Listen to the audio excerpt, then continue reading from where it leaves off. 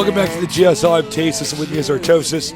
We just saw some awesome games from Nada, a member of OGS, and we have another OGS player here, OGS Gone, against EG Hydra, EG the team that I'm on. So it's a very exciting moment for me as well. Well, as everyone knows, IdrA's my illegitimate son, and so it is twice as exciting for me, Tasos. I cannot wait. He's going up against the coach of OGS. Yes. Gone is an old school pro gamer who's now the coach of OGS, and obviously a very good team. Yes. And thus the coach, pretty good himself, already into the round of 32. What can I say, man? I'm really excited for this match. It's going to be pretty interesting. Now, all the OGS guys have been training together with Gone to try to come up with a strategy for IdrA. IdrA mostly doing laddering for his practice, not really sticking with one specific practice partner. That's just his approach now. That's right. But this morning, he did practice some specifically with Maka for this event. So he did? Yes. I was actually just talking. Oh, okay. I was like, how do you know that? I'm like, I'm just making it up. No, he practiced with Maka for this event. He 4-1'd him, so he's feeling pretty confident at this point. And, I mean, I've actually played OGS Gone on the ladder a good number of times, but nothing in the past couple weeks. Yeah. Based upon what I saw then, I would say I'm completely certain IdrA can take this. Very exciting moment here. It's the last game of our day today. It's kind of weird. It's been going a little bit faster. Than normal, that last first game two was long, but but other than that, everything's been like the first two best of threes were ridiculously fast. So I'm really curious to see how this game is going to pan out. Have you had a chance to play against OGS Gone yourself? Yes, I've played him on the ladder. What is his play style like? Well, normally it's pretty aggressive overall against Zerg from what I've experienced. I don't expect him to try to go for long games. Maybe a third base now and then, but I think we're going to see mostly 1 and 2 base play from Gone. As you can see this reflected in a lot of the play styles that we see from OGS players, a lot of aggressive players on that team nowadays. Yeah. So I would not be surprised at all if he's pretty aggressive against IdrA. You know, OGS knows IdrA well. They know that his weakness is normally being rushed or timing rushed off 2 bases. If you try to play the long game against him, he normally ends up winning. Yeah, IdrA really feels like the way the game should be played from his standpoint because he actually, many people don't know this, but he was a BGH player in StarCraft I for a long period of time. Yeah. Then just switched over, kind of came out of nowhere, but his macro is just solid. He knows how to get a ton of units. So anyways, that's the way he plays StarCraft 2, is he wants to get into the late game. He wants to tech gradually, get all the right units at the right time. And a little fun fact about IdrA, to learn how to play StarCraft I, to play it well, he actually just downloaded a Nada replay pack. Nada is basically his god. He is playing after him in the GSL. The kid is pretty cool. He's excited, man. So it's a fun little fact for you right there. Fun fact, pretty exciting. We're going to get a shot of our players in just a minute here. Now, IdrA, he has enough experience now playing on the stage and everything like that. He doesn't really get nervous or anything like that like he used to, or like many players tend to get. He's definitely a veteran as far as non-Koreans go with stage experience. So here we have, on the left, EG Hydra. On the right, the nerd that EG Hydra wants to destroy. It is OGS Gone, the coach of OGS. Now, of course, Gone destroyed Rex Sandark. I watched those games while we were at BlizzCon, and it was pretty gross, man. He really put it to Rex He was like, Sandark. how dare you make a battlecruiser in a game against me, and just went and killed him. Yes, that was a chicken combo game from IdrA on Scrap Station. Funny thing, he found out about the queen kiting in that game, as did we, while we watched it. I was like, I didn't know. That I guess the queen kite battlecruisers. They can kite battlecruisers? Okay. But yeah, pretty interesting. It says that he's Protoss. He's actually a Terran player, so it's his EBT. I was talking to IdrA. There's a few different styles. Oh, let's look at these maps first. First set, Jungle Basin. I'm very interested to see IdrA play on there. Zelnarg Cavern, second set, normal, good map. Third, Lost Temple. That can be a hard map for Zerg vs. Terran. A good tank drop on that map is very hard to defend. So this is actually a really cool pool that we're going to see. And I would say that the pool goes probably slightly in the favor of OGS Gone. Yeah, I would think so, especially if he does get to the third set. Yeah. I've been playing more Terran than the other races lately, and I do find it pretty easy to beat Zerg on that map, on Lost Temple, because of the cliff. And even if you don't go for the cliff, most good Zergs will prepare for the cliff to be dropped anyways. So you'll see some spine crawlers go up at the cliff almost no matter what. But if you just quickly drop 2 tanks on that cliff on Lost Temple, very hard to stop as a Zerg player. Absolutely. So, yeah, that's why normally Zergs do like to remove it. But IdrA removed Delta Quadrant, Steps of War. Of course, that is IdrA style written all over it. Those are the maps where you can move from natural to natural very quickly, and those are the type of rush maps that IdrA loses most of his games on. Absolutely. So smart of him to remove those. Scrap Station, Shakuro's Plateau, removed from on. You can't really rush a Zerg on Scrap Station, and Shakuro's Plateau is probably the biggest map in the whole pool, bigger than Metalopolis even. Yeah, it's huge. And thus, for a player like IdrA, a macro-based player, it's going to be great. So I like the removals of both players completely. They were both removals based upon the way IdrA likes to play, which I think is smart because IdrA should be the favorite here. But it's time to start the match. Let's get ready.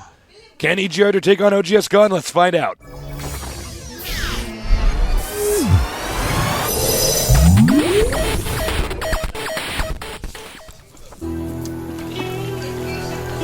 Up here at the top left, the only foreigner, or I should say American in the tournament, EG Hydra. EG Hydra. Down here at the bottom right, our Terran player, a member of Spunky's team, known as none other than the captain of the team, OGS. He is. Wait for it. OGS Gun. Thank you, Tasis. I had to milk that time. Yeah, you did. Damn. You did a good job. Thank you. I got to hand it to Thank you. Flatter me. So, EG Hydra, I am the StarCraft Division Manager of EG. We do have players like Justin Wong and Grubby. And, you know, IdrA, we're really happy to have him on the team. IdrA's got a really good work ethic when it comes to training. He's not somebody, who lacks discipline. He's very motivated. He exercises, while, maintaining a very strict training schedule. As well as a diet even. He actually has a very, actually hold that thought. Is he going to proxy Rex? For a second I thought he might send that out to make an engineering bid. I feel like he may be sending that out to block the expansion of IdrA. Yeah, I think you're right. I think he will eBay the Expo. Yeah. It definitely does look like that. So down the SCV does go. Where will he stop? Artosis does know. At the expansion, make an eBay. And I just sending down 2 drones. Wants to kill that SCV off so that not too much health gets on that eBay. Smart move by Gon. I really do like that opening for this map. There's no other good place to expand. And obviously, Zerg wants to expand very quickly on this map. Now, IdrA losing a lot of economy attacking that with 2 drones. But definitely wants to get that out of there as soon as possible. Yeah, there's nowhere that IdrA can expand right away easily. I mean, this location is way too far out. Yeah. And too close to the Terran. So Gon's starting off with somewhat of an advantage. Yeah, and sending out his first Marine to scout probably for an Overlord. Don't think he's going to send a Marine across map against someone that has a spawning Dwelmston. As you can see here, the eBay finally canceled. IdrA, with enough minerals now to expand, takes up that base. Takes that base up and does it before starting his queen. I like that. He wants that hatchery up no matter what. Very important. And I would not be surprised if you see IdrA get a second queen off his main hatchery before going for a lair. Yeah. Probably get some speedlings going, and then another queen. Take guys off gas for just a little bit. Queens are just as important in StarCraft II as hatcheries are. If you lose a queen, and it's pretty easy to do, your production rate is fractured pretty severely. Absolutely. Now, IdrA has started speed, and some Marines marching across the map. Looks like he does definitely want to pressure. IdrA keeping on top of things, though. I think it's just too far a map to actually rush with Marines. And we see that he has, in fact, taken those drones off gas and is making that second queen, as predicted. So we'll definitely work on getting his economy up a lot better. Probably going to throw drones back on gas pretty quickly, tech up to mutas. That's the style that IdrA really likes to play on this map. Terran moving out with Marines, you got to be careful. IdrA did go pool first, and link speed is on the way. I don't know if this is... Ooh, will he get that creep tumor? Going after an Overlord. Doesn't want more lings being made. And no. Will not do much with those Marines. If he does not send those straight home right now, IdrA can kill them pretty easily when speed finishes. We see a siege tank on the way. Terran's plan to lay this expansion while he takes his own pretty quickly. That's right. I really like the build of OGS Gon so far. Definitely a high-level build. You know, making that expansion get delayed a lot, pressuring a little bit the Marines, but retrieving, rather running away at the right time, and then just expanding and getting a siege tank. He's moving out with these lings. And Gon tried to hide the Marines in a location so that they wouldn't be picked up. And now there's nothing actually in Gon's base. A tank is on the way. And the lings do retreat. Now, IdrA probably knows that those lings are on the map somewhere. Yeah, there were no Marines there, so he should know, okay, there's Marines somewhere. And realistically, send some Zerglings to those watchtowers, send the rest kind of around to find them. It was not that many Marines. The expansion is done. Orbital command on the way.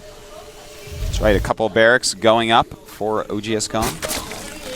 And it looks like he's going to concentrate on Marine tank for now. May try to do a timing push. Marine tank timing pushes against Mutalisk users can be very nice. Ooh, what is this? Bunker. Very interesting. Looks like this is an expansion, of course. Zerg can put a few spine crawlers here and here, and even over there. And, you know, defend the hatchery at the ramp. So maybe Gon, since he already kind of has his units here, you might as well just get a bunker and make do. Yeah, that's a really interesting bunker. Yeah. You know, I'm trying to think, is he going to stage an attack through the rocks in the back? Is he going to, you know, just block that third base that IdRA's going to want to take? It really does do both quite well, especially considering IdrA is most likely to go mutas. He is making that spire, so again, obviously he is going to go mutas. But as the mutas are popping, that's when a Zerg will take the third base against Terran. Now, he can't really do that against that bunker, so just great all-around play by Gon. Yeah, Gon playing quite well here. And teching up, the Siege Tank Marine. Siege Tank's very good against Banelings because of the splash damage. That's basically how you deal with you know, those kinds of units. By the way, IdrA doing a pretty good job of getting creep all over the map. He's going to want to push that out quite hardcore.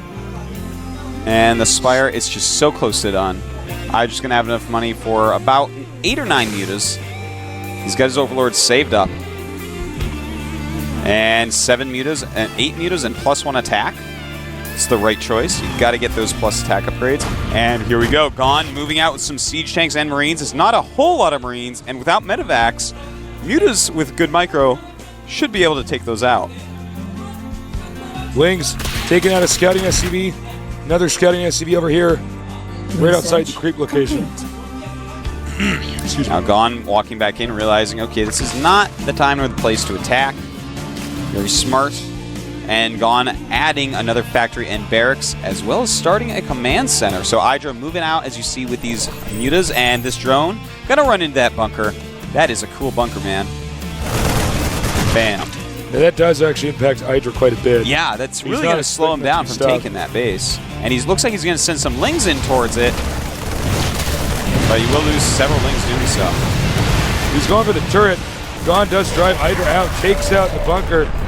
And I'm sure another drone is on the way. There it is now. Yep. Ooh, and taking some damage there, but killing 4 Marines and forcing a stim. This is actually both players playing at an extremely high level here. Forcing stim, even more strong in StarCraft II than it was in StarCraft I. Engaging, and the moment you see them stim, you just run for it, because of course all those units do take damage without being able to utilize the tons of damage they could deal. Now here come the mutas in for another swipe. At the same time, IdrA is getting Baneling speed and his third base.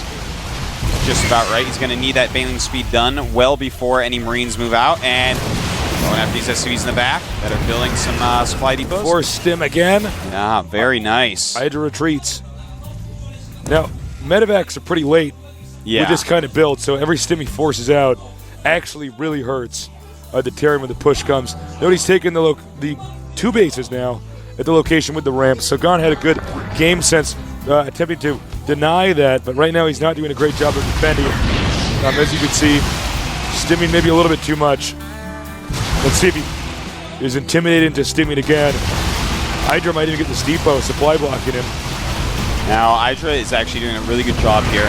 He's doing not a ton of damage, but not losing any mutas, which is really the most important part. Something I've spoke about in depth with IdrA is once you get about 16 mutas, you start feeling invincible. And look at this! Taking out siege tanks here. And Nice. gets another one. That is amazing. Another stim on those Marines. Gon is in a lot of trouble. Another forced stim, not really doing too much damage. It's kind of a tough situation up with the Terran. Yeah. I mean, you're really inclined to stim, especially if you played StarCraft I, because of course you had more medics. StarCraft II, it's actually quite unforgiving if you do stim and you don't get to utilize it. It's quite true, Hazel's. And it looks like, well, IdrA, he's getting that 4th base. He's getting his upgrades going, slowly but surely, you know, making more banelings here and there. And his mutas count just continues to rise. And that's what I was saying. He's up to 15 mutas at this point.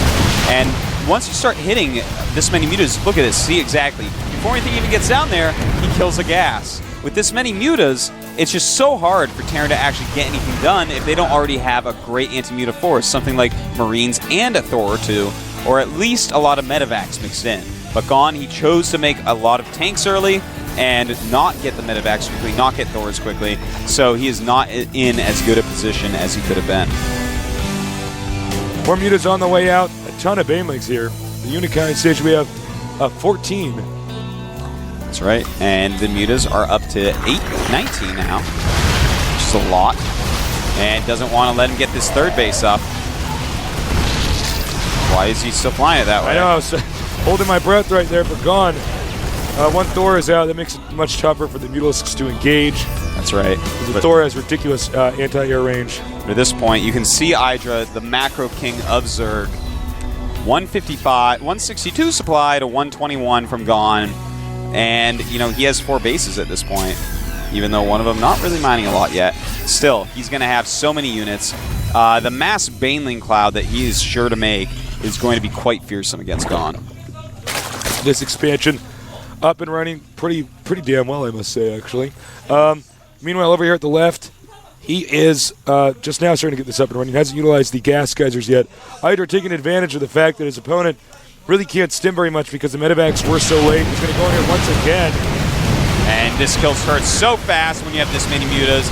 Nothing back there to really help out. He's going to be able to just totally hurt the economy here of Gon. Look at this. Marching his entire army back. Medevacs first.